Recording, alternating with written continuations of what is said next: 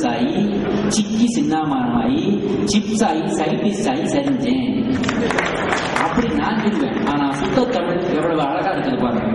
அதுக்கப்புறம் டென்ஷன் ஆகி என்னடா பண்ண தெரியாம அப்துல் கலாம் அவர்கள் ரிஷிகேசம் போயிடுறாங்க. இதுல இருந்து என்ன தெரியுது? சூப்பர் ஸ்டாராக போறவங்க எல்லாருமே ரிஷிகேசம் போறாங்க. அது ரிஷிகேசம் போனா அங்க சிவானந்தம் ஒரு மாபெரும் யோகி, ஞானி, ஆன்மீகவாதி. அவர் என்ன சொன்னார்? இவரை பார்த்து, பாப்பா இவ்வளவு தூரம் வந்துட்டு பேசாம என் கூட ஜாயின் பண்ணிக்க, ஏன் பரவாயில்ல அப்படின்னு சொல்லியிருந்தாருன்னா நாம ஒரு மிகப்பெரிய விஞ்ஞானி இழந்திருப்போம், மிகப்பெரிய ஒரு ஆன்மீகவாதி இழந்திருப்போம், மிகப்பெரிய ஒரு ராக்கெட் லான்ச் பண்ண இந்தியாவின் ஒளிதரக்கூடிய ஒரு விளக்கை இழந்திருப்போம், குழந்தைகளின் நம்பிக்கையை இழந்திருப்போம். ஆனா அவர் என்ன சொன்னார் தெரியுமா? வானை அளக்க பிறந்தவன் அல்ல நீ, பிரபஞ்சத்தை அளக்க பிறந்தவன். திரும்பி போயாட்ட டெல்லி திரும்பி வந்தாரு. பாதுகாப்பு பணி அமைச்சகத்துல 250 ரூபாய் சம்பளம், 250 ரூபாய் சம்பளத்துக்கு. அப்ப அந்த 250 ரூபாய் சம்பளம் எதுக்கு? ஒரே சந்தோஷம். என்னது 250 ரூபாய் சம்பளம் எனக்கு கிடைச்சிருச்சுன்றதா? இல்ல, அந்த சந்தோஷத்தை எதுக்கு தெரியுமா? எனக்கு ஒரு வேலை கிடைச்சிருச்சு, எனக்கு 250 ரூபாய் சம்பளம். அது இல்ல. என்ன சந்தோஷம் தெரியுமா? அந்த நகைக்கு கடன் ஜொகராவுக்கு பணம் வாங்கினாங்க, அதை திருப்பி கொடுத்துடணும். அதை திருப்பி கொடுக்க கடவுள் எனக்கு வாய்ப்பு தரான்னு சொல்றாரு. அப்போ அவருக்கு என்ன சந்தோஷம்? 250 ரூபாய் வாங்க. மழை கண்ட உழவன் போல் மகிழ்ந்தேன். என்ன உதாரணம் பாருங்க, மழை கண்ட உழவன் போல் மகிழ்ந்தேன்னு சொல்றாரு. எல்லாத்துக்கும் சூப்பரு. அதுக்கப்புறம் இஸ்ரோல போய் ஜாயின் பண்ணும்போது டீம் ஒர்க், குழு, ஒற்றுமை, நாமெல்லாம் ஒண்ணு அப்படி ஒரு விஷயத்துல இறங்கினா நாம ஜெயிக்கலாம். ஒற்றுமையே பலம் அப்படின்றதுக்கு கொஞ்சம் அந்த கைத்தட்டல ரிசர்வேஷன்ல வைங்க. ஃபுல்லா முடிச்சோடனே பின்னுவீங்க நீங்க. அவரே டீம் ஒர்க்கை பத்தி அவர் என்ன சொன்னாரோ அப்துல் கலாம் எனக்கு தெரியாது. இவர் எப்படி அதை எழுதுறாரு பாருங்க.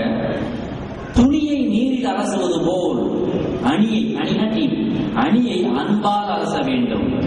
ஒன்றே அணி, ஒன்றே குறிக்கோள் என்றே அறிந்தால் நன்றே ஆகும்.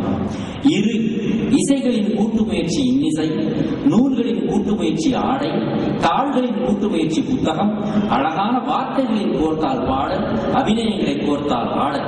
ஆதலால் கூடுங்கள் கூடுங்கள், கூடினால் கோள்களை தாங்கும் வலிமை உங்கள் தோள்களில். எனக்கு இப்பதான் டவுட் வந்து, உண்மையிலே இது இப்படிதான் எழுதுறாரு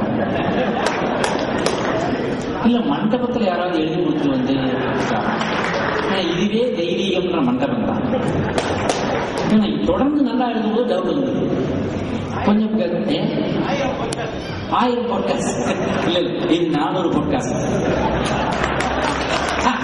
பாத்தீங்களா, நீங்க 1000 பாட்காஸ்ட் எதிர்பார்த்தீங்க, ஆனா அவர் 400 பாட்காஸ்ட் தான் வச்சிருக்காங்க.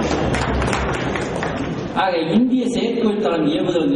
அப்புறம் அவருடைய குரு, அங்க போனவருடைய மிகப்பெரிய குருன்னா விக்ரம் சாராபாய்.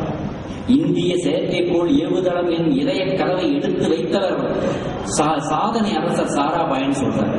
அதுக்கப்புறம் வெற்றிக்கு வழி. ஸ்டூடெண்ட்ஸ், நீங்க மெயினா கேட்கணும், இளைஞர்களே இங்க வந்திருப்பவர்கள் ரொம்ப கிளாஸ் ஆடியன்ஸா இருக்கீங்க, அதனால நிச்சயமா உங்களுக்கு இது புரியும் நினைக்கிறேன். வெற்றிக்கு வழின்னு ராம்குமார் சொல்றது என்னன்னா, பதற்றம் ஒதுக்கி, பயம் செதுக்கி, அலட்டல் கழற்றி, நம்பிக்கை சுழற்சி செய்யும் மும்முரமான காரியம் முன்னேற்றம் பொழியும்.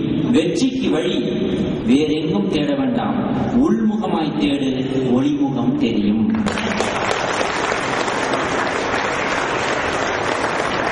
நல்லா இருக்கவங்களை பார்த்தாரா காலத்துக்கு பொறுக்காது.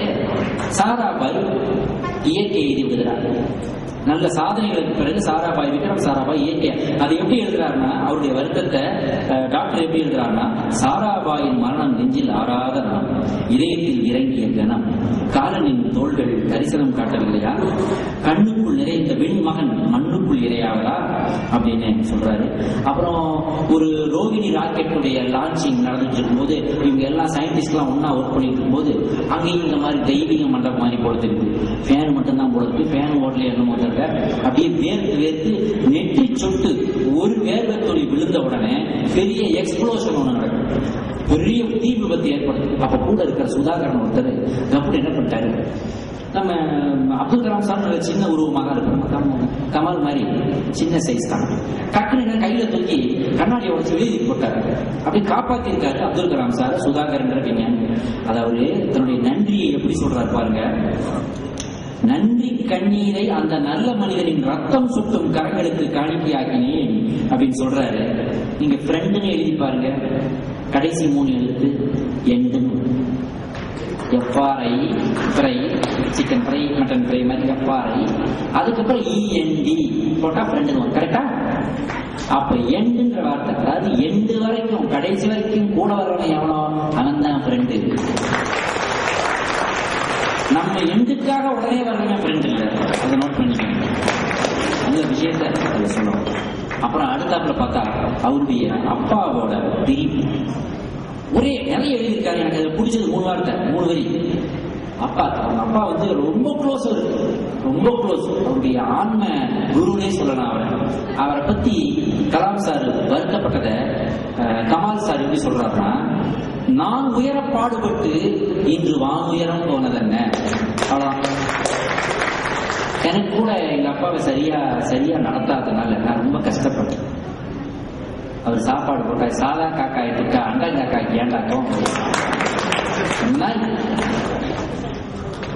அப்புறம் எஸ்எல்வி திட்டத்தை பற்றி, எஸ்எல்வி 2 வெற்றி அடைந்த பொழுது ஒரு தோல்வியை சந்தித்து அதுக்கப்புறம் ஒரு மாபெரும் வெற்றியை அடைகிறார். எஸ்எல்வி 1 தோத்தப்போ குப்பரப்படுத்து ஒவ்வொன்று அழுகிறாரு. அவர் வந்து மற்றவர்கள் சமாதானப்படுத்துகிறார். ஏன்னா அடுத்த திட்டம் வெற்றி அடையும் பொழுது அவருடைய சந்தோஷத்தை அழகா சொன்னாரு. இவர் சொல்றாரு, கடகடவென கன்னத்தில் கொட்டியது அருவி, ஒரு துளி கூட கரிக்கவில்லை. அதனாலதான் டவுட் ஆகிறேன், இவருதான் சும்மா சொன்ன சார். கடகடவென கன்னத்தில் கொட்டியது அருவி, ஒரு துளி கூட கரிக்கவில்லைன்னு அற்புதமா எழுதுறாரு. அப்புறம் ஒரு விஷயத்துல பிரேவரி, பிரில்லியன்ஸ், பிஹேவியர், 3 B's அதை பத்தி சொல்லும் போது ஈடுபாடு போடுறதுக்கு ஒரு வார்த்தை யூஸ் பண்ணி, இதுவரைக்கும் எந்த கவிஞரும் யூஸ் பண்ணாத வார்த்தை. என்ன சொல்றாரு, டெடிகேஷனை பத்தி சொல்லும் பொழுது இவர் போய் ஒரு விஞ்ஞானி ராஜண்ணா முன்னாடி பேசும்பொழுது இவர் தங்கு தடை இல்லாம வார்த்தைகள் வந்து விடுது ப்ராஜெக்டை பத்தி. அவர் ரொம்ப பெரிய ஆளுங்க ஹெட் மாஸ்டர் முன்னாடி பேசுறதுக்கு எப்படி பயப்படுவோமோ, கணக்கு வாத்தியாரை பார்த்தா எப்படி ஒரு பயம் இருக்குதோ, அது மாதிரி அவரை பார்த்தா இவருக்கு பயம். ஆனா அவர் முன்னாடி போய் இவர் பேச கடகடன்னு பேசிடுறாரு எல்லாத்தையும். ஏன்? ஈடுபாடு. அதைத்தான் சொல்றாரு, ஈடுபாடு போடுறதுன்ற ஒரு வார்த்தை சொல்றாரு. இது எந்த கவிதையும் நான் இது வரைக்கும் பார்த்ததில்லை, அந்த வார்த்தையை யூஸ் பண்ணிருக்காரு. நான் கூட ஒரு இடத்துல பேசுறதுக்கு பிரேவரி தைரியம், பிரில்லியன்ஸ் அப்படின்னா ஒரு பிரில்லியன்ஸ் எப்படி சொல்றது, அது நல்ல தமிழ் வார்த்தை கண்டுபிடிச்சு சொல்லுங்க. பிரில்லியன்ஸ் ஒரு ஒளி, அறிவொளி. பிரேவரி, பிரில்லியன்ஸ், அப்புறம் ஆட்டிடியூட், பிஹேவியர், 3 ரொம்ப முக்கியம். 3 B's அப்படின்னு சொல்லி நான் குறிப்பெடுத்தேன் ஒரு இடத்துல பேசுறது. அப்போ ஃப்ரெண்ட கேட்டேன், நல்லா இருக்குல்ல 3 B's? எனக்கு தெரிஞ்சு இன்னொரு 3 B இருக்கு. அதை சொன்னா உன்னையதான் திட்டுவாங்க. இல்லை பரவாயில்ல சொல்லுங்க. அவன் சொன்னது நான் சொல்லல, அவன் சொல்றான். டக்குன்னு மனசுல சந்தோஷம் வரணும்னா நீ சொன்ன அந்த 3 விட நான் சொன்ன 3 ட்ரை பண்ணி பார்க்கலாம். 3 B's என்ன? வீடு, பிரியாணி, வீடாண்டான். 1981 இந்த அதாவது பத்மபூஷன் கிடைக்குது. அது எழுதுறாரு, விஞ்ஞான தவத்துக்கு கிடைத்த வெகுமதி. பிரம்ம பிரகாஷுக்கு நன்றி சொல்லும் போது அவர் தான், பிரம்ம பிரகாஷ் தான் அவர்கிட்ட போய் நன்றி சொல்லும் போது அவர் சொல்றாரு, கருணையோடு கடிந்து கொண்டார். கண் இன்னைக்கு நன்றி சொல்வதா, நகம் சதைக்கு நன்றி சொல்வதான்னு சொல்றாரு. எப்பேற்பட்ட குரு பாருங்க. சரி, பத்மபூஷன் கிடைச்சோன்னு நமக்கெல்லாம் ஒரு அவார்டு கிடைச்சா என்ன செய்வோம்? ஃப்ரெண்ட்ஸுங்களோட பார்ட்டி. சென்னை மாதிரி இடத்துனாக்க பப்புக்கு போறது, டான்ஸுக்கு போறது, பீச்சுக்கு போறது, அப்படி இருக்கும் ஃப்ரெண்ட்ஸுங்களோட. சினிமாவுக்கு போறது. என்ன பண்ணிருக்காரு, ஒரு சின்ன ரூம்ல போயிட்டு ஷெனா இசை, பிஸ்மில்லா கானுடைய ஷெனாயினா அவருக்கு ரொம்ப பிடிக்கும். இசையில மிகப்பெரிய ஆர்வம் காட்டக்கூடிய ஒரு வந்து டாக்டர் ஏபிஜே அப்துல் கலாம். அவரே வீணை வாசிப்பார். அதை பற்றி அவரது குறிப்புகள் எழுதுறாரு. அந்த பிஸ்மில்லா கானுடைய ஷெனா இசை, அந்த ஷெனா இசையை பரவிட்டு இருக்கும்போது அவருடைய பிளாஷ்பேக் யோசிக்கிறார். இவ்வளவு தூரம் கடந்து வந்திருக்கோமே, இன்னைக்கு ஒரு பத்மபூஷன் விருதுல கொண்டாந்து நம்ம நின்றுருக்கோமே அப்படின்னு பிளாஷ்பேக் எல்லாம் யோசிக்கும் போது அந்த பிளாஷ்பேக்கை பத்தி, பிளாஷ்பேக்கா அவர் தன்னுடைய கடந்த காலத்தை யோசிச்சு பார்க்கிறாருன்றதுல அதுல சுவை இல்லைதான், அது அவருடைய தனிப்பட்ட அனுபவம். ஆனா அந்த கமால் எழுதும்போது எப்படி எழுதுறாரு தெரியுமா? இதுவும் இதுவரைக்கும் நான் எங்கேயும் கேட்டாத பிரயோகம். காற்றை சுவாசிப்பதை